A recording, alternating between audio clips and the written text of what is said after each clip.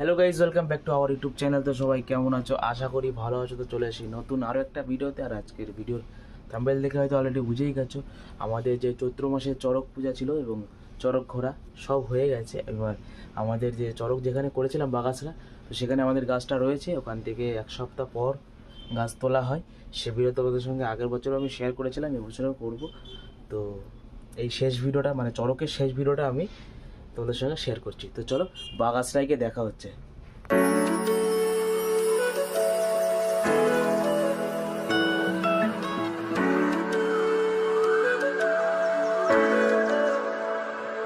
বন্ধুরা দেখতেই পাচ্ছ, এই যে আমাদের চড়ক গাছের মাটি এখন তোলা হচ্ছে।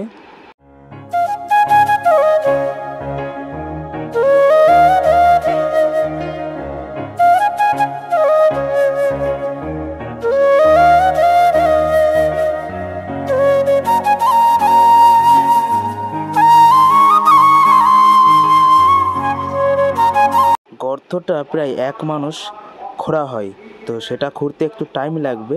তো প্রায় হয়ে এসছে, আর একটুখানি খুঁড়লেই হবে। তো তোমরা ভিডিওটার সঙ্গেই থাকো, দেখে থাকো কীভাবে গর্ত খুঁড়ে আমাদের এই চড়ক গাছ তোলা হয়। তো দুজন মিলে কাজ করছে, দেখুন আস্তে আস্তে অনেকটা নিচে চলে যাবে খুঁড়তে খুঁড়তে। তো দেখো কত মানুষ আমরা এসেছি, এখানে বাগাসরার লোকও ছিল, ওরা অনেক সাহায্য করেছে গর্ত খুঁড়তে। আর তো তোমরা ভিডিওটা দেখো কেমন লাগে তোমার।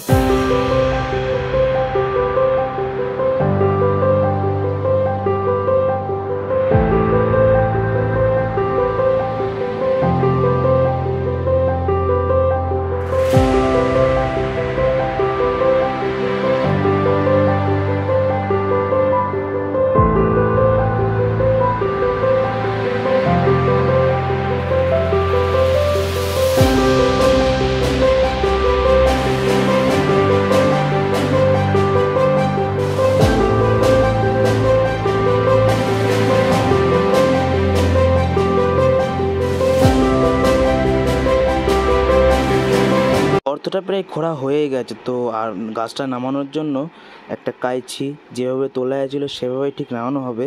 তো এই জন্য এই বাঁশ দিয়ে কাইচি সিস্টেম একটা বানানো হলো। তো এখন আমাদের গাছটা নামানোর পালা। তো তোমরা ভিডিওটা দেখে থাকো।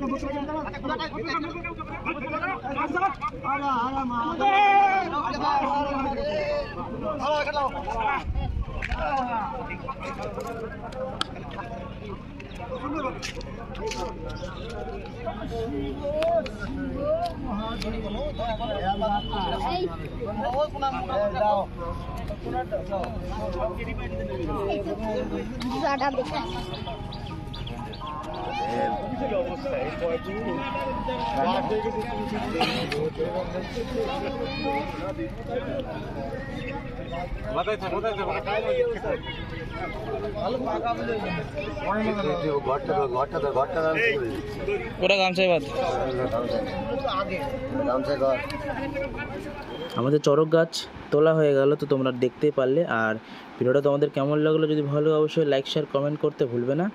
তো এই যে সেই গর্ত, সেখান থেকে আবার যেইভাবে তোলা হয়েছিল ঠিক সেইভাবে নামানো হলো।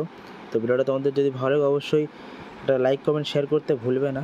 তো গর্তর নিচে আমার ভাইপো ঢুকেছে, ওই পুজোর যে ঘরটা হয় সেই ঘরটা এই গর্ততেই আবার রাখা হয়। পরের বছর হয়তো তুল থেকে ভেঙেও যায়, আবার নতুন করে যখন পুজো হয় আবার এই ঘরটা আবার প্রতি বছর এই ঘরটা এখানে দিয়ে দেওয়া হয়। তো তোমরা ভিডিওটা দেখো, কেমন লাগলো অবশ্যই লাইক শেয়ার করতে ভুলবো না, ঠিক আছে? তো চলো।